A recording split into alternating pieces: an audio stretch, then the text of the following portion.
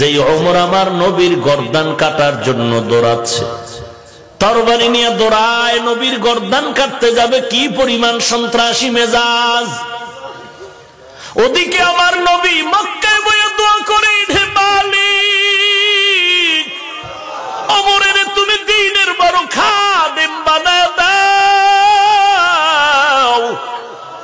আরশে আজিম থেকে ফয়সালা আসতেছে, ওমর তরবারিটা তোর গলায় লাগবে, মুহাম্মাদের গলায় লাগবে না।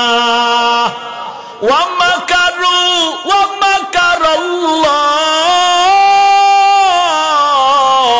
ওয়াল্লাহু খায়রুল মাকিরিন।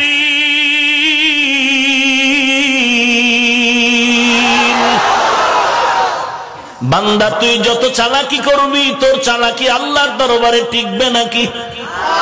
80 বছর লাগায় যত বাটপারি করবি, মুসলমানের 1 মিনিটের চিন্তার সামনে ধ্বংস হয়ে যাবে।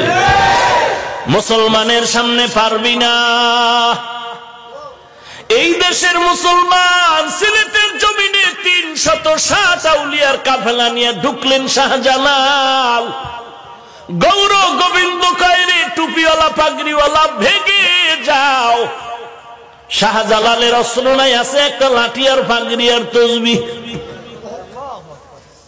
দাওয়াত ও তাবলীগের মুরব্বী ইলিয়াস রহমাতুল্লাহ আলাইহি মক্তবে যায়, হাতের মধ্যে একটা লাঠি নিয়ে যায়।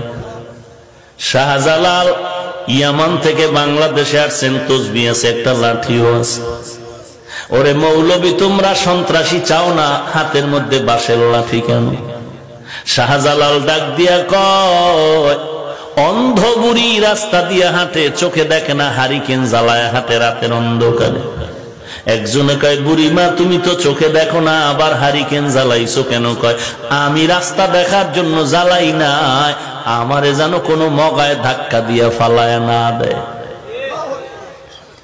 মুসলমানের হাতের লাঠি কাউকে আঘাত করার জন্য না, তাহলে হাতের মধ্যে লাঠি কেন?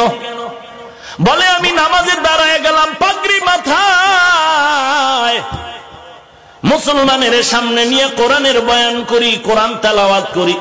হঠাৎ করে কোন বেঈমানের বাচ্চা যদি আমার পাগড়ি ধরে টান দেয়, কোন বেঈমান যদি আমার নবীর ইজ্জত ধরে টান দেয়, কোরআনের বিরুদ্ধে কথা কয়, আমরা কাউকে মারব না, কিন্তু আমাদের যদি কেউ গালি দাও, কোরআনের বিরুদ্ধে কথা কও, আমাদের পাগড়ি টুপি ধরে টান দাও, দাড়ির বিরুদ্ধে কথা কও, আমাদের পাগড়ি, আমাদের দাড়ি, টুপি, কোরআন আর আল্লাহর